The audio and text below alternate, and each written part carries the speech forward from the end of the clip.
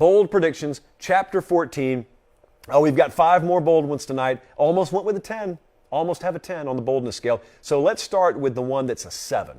Clemson just wins the national championship. That's what Adam says. Clemson will return to the top and reclaim the college football national championship from Anderson, South Carolina. I made this one a 7, which sounds pretty lofty. Why is it a 7 on the boldness scale when the Clemson Tigers have the 4th best odds to win the national championship?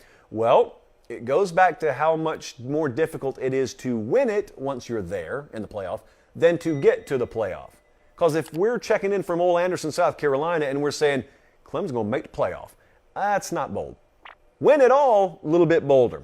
You see, there is something in the playoff that you come up on. It's called Alabama and Ohio State and Georgia that you don't come up on with the little due respect that there is to the current state of the ACC on that ACC schedule. So getting there, yeah, winning it, a little bit different. I look and I think about 2 different ways this could go. So let's say Clemson does win it. Let's say I'm wrong and our guy here is right and they do win it. They have had one of 2 things happen. They're going to have a phenomenal defensive line this year, maybe the best in the game.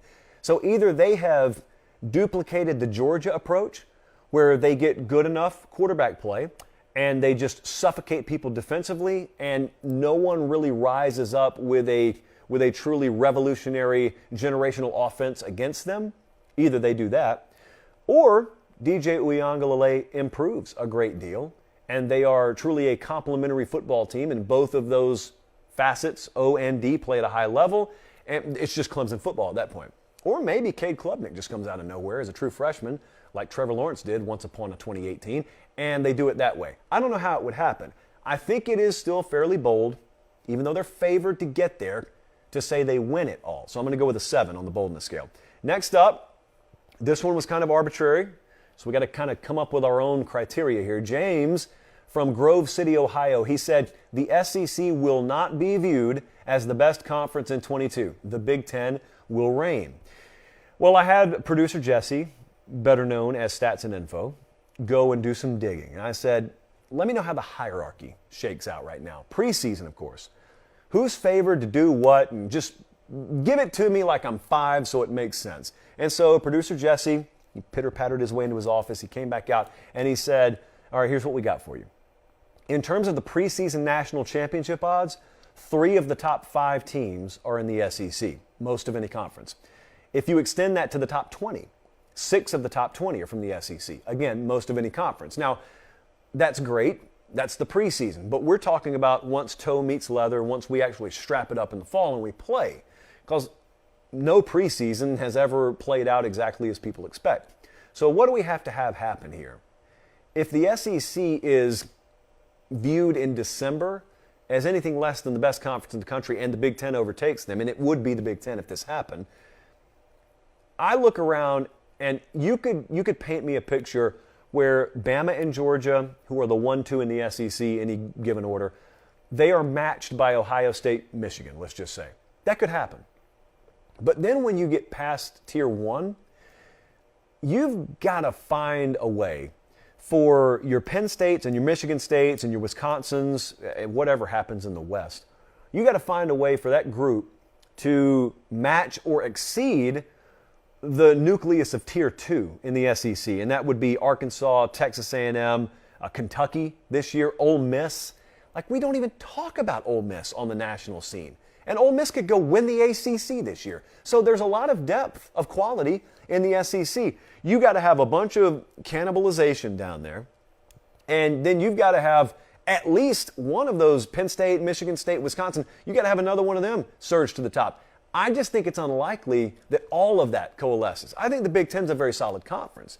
But to overtake perceptionally or in reality, I guess the SEC this year, that'd be a tall order. So I made this one an 8. They don't need to, by the way. They can accomplish everything they need to, being the second best conference in the country. Auburn, the Auburn Tigers, yes, of over-under 6-win fame right now. How about this from Anthony out of Albertville, Alabama? Anthony said, no one seems to realize that Auburn was a handful of plays away from being a 10-win team last year, which would completely change the outlook on this year's team and Coach Harsin. That brings me to my bold prediction. Auburn wins 9 games in 2022. Okay, time to dish out some tough love. This is an 8.5 on the boldness scale. Not impossible. In fact, Auburn normally does this one. No one expects them to do it. However, it is unlikely for reasons not the least of which are schedule. Also, I have no clue what to expect from quarterback at Auburn right now. But this is steep. So let's talk about where they are right now. Their over-under win total, 6. So 3 less than the projection here from Anthony. Also, they are looking at a situation where I think they can count on being favored in 4 games.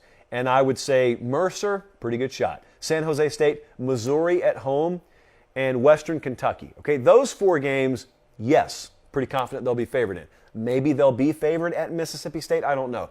But my point is, with the 4 games I mentioned, let's say they beat Mercer, beat San Jose State, they beat Missouri, and they beat Western Kentucky. That's 4-0. You still got to win 5 of these games I'm about to list. Penn State, LSU, at Georgia, at Ole Miss, Arkansas, at Mississippi State, Texas A&M, at Bama. I just don't think they're going to do it. I think a 7 or 8 win season is very admirable this year. It's not expectation. It's not what they want. But I think in a vacuum, it would be admirable. 9 wins is a little steep there. So I'm going to say that's an 8.5 on the boldness scale. The only thing about it is if you're into the intangibles, you know, if you're into the part of this game that extends beyond X's and O's and what you can diagram and what you can quantify, and you just believe that there's some magic that sometimes happens, a lot of people from a generation ago will remember, famously, they call it Jetgate at Auburn, and they know what I'm about to say. But if you're in college, you're at Louisville, and you don't know the history of Auburn, it is its own book. But also, they tried to fire Tommy Tuberville in 2003, and they got on a jet, and ironically, they flew to Louisville, tried to hire Bobby Petrino. Clearly, this was a different world. And Petrino had been the OC at Auburn a little while earlier, so they were confident they had their man. Problem is, that's not how you fire a coach. You don't hop on you don't get boosters and hop on a jet in the middle of the night and go up to Louisville and secretly interview a coach while you still got your coach. And then you doubly especially don't let people find out. Well, they went 0 for 2 there. So they went up to Louisville and they didn't secure privacy the way they needed to, and it got out, and Tuberville got a windfall of support. And then he kind of proceeded to go undefeated the next year. Like, they went undefeated. They didn't lose a single game. They went 13-0 and didn't play for the national title because that was the BCS era. So I'm not here to relitigate that. What I am here to say is if you believe in such things, when would be a better time for Auburn to go on a magical run than when they just try to, some, not all, when they, over here in the dark corner of the studio here, they figuratively tried to run Brian Harsin out of town, and he overcame, and well, what does he do this year? We don't know. That story hasn't been written yet. Next up, we're going to the treacherous Big Ten West. Ryan said Iowa is going to make it back to the Big Ten championship despite a difficult schedule from College Station, Texas. This is a 6 on the boldness scale. Now, you know my feelings on the Big Ten West. I have famously said, I don't know if it was famous, I have notably said, there is no bold take in the West. Anyone can do anything. So it stands to reason I shouldn't have a 6 on this, right? Well, I do, only because of what schedule is for Iowa. They are the only team over there that has to play Ohio State and Michigan. That's why their over-under win total is at 7.5, while Wisconsin's is at 9. So I think it's a little bolder than I initially thought it would be. I thought I was going to put like a 4 or a 5, maybe at max on this. But they also, outside of Michigan and Ohio State, this is not an easy schedule, especially by the West standards. They go to Purdue, they got Wisconsin, at Minnesota, Nebraska. They have to play all of those teams. It's not so much that, it's how they play them, in what order. Look at November. If you're listening on podcast, Iowa's season concludes in the following fashion. At Purdue, Wisconsin at home. At Minnesota, Nebraska. It's not easy. I know if you're like a Texas A&M fan, you say, I'd much rather play that than what I'm going to have to play. I bet you would. But we're talking in a vacuum here. So we're just talking about Iowa within the context of the Big Ten West. That's going to be tough. They had some attrition in the interior of the offensive line. Spencer Petras is who Spencer Petras is. Their over-under win total 7.5, as I said, because of how tough that schedule is. I think it's going to be tough to duplicate 10-4 last year. I think a lot of people are remembering that. They had a lot of, if you want to call it luck, turnover luck You can call it turnover skill, whatever. I know it doesn't transfer year to year magically. So I'm going to say that's a 6. I'm not feeling Iowa. That won't be my preseason pick in the Big Ten West. But it's been a model of consistency as a program, so it's also not wild and crazy. The last one here is wild and crazy. Mike, who is one of our resident UCF fans, I know that much about him. He said, my bold prediction is the AAC, the American Athletic Conference, will have 3 teams undefeated going into the final week in October, and at least one will be ranked inside the top 10. He concludes this with a hint. He says the Big 12 will lay claim to this stat. Obviously, he's referring to the 3 teams that are soon to be departed for the Big 12. Who is that? Well, that's Houston, that's UCF, and that is Cincinnati. The over-under win totals are interesting to look at in the AAC. No one has a double-digit over-under win total. In other words, there is no solid preseason, or at least a perceived preseason alpha in this conference. Cincy is at 9.5, UCF is at 9.5, and Houston is at 9. Then there's a little gap. So those 3, ironically, the 3 teams that are going to be departing for the Big 12 soon, those are your 3 leaders in the clubhouse there. Now, what Mike is saying, for all this to come true, all of them have to be undefeated going into Halloween, essentially. This is not going to happen. This is a 9.5. Jesse wanted me to make it a 9.9. It's a 9.5 on the boldness scale. Look, Cincy plays at Arkansas in week 1. They're about a touchdown underdog. If they lose that game, all this goes up in smoke.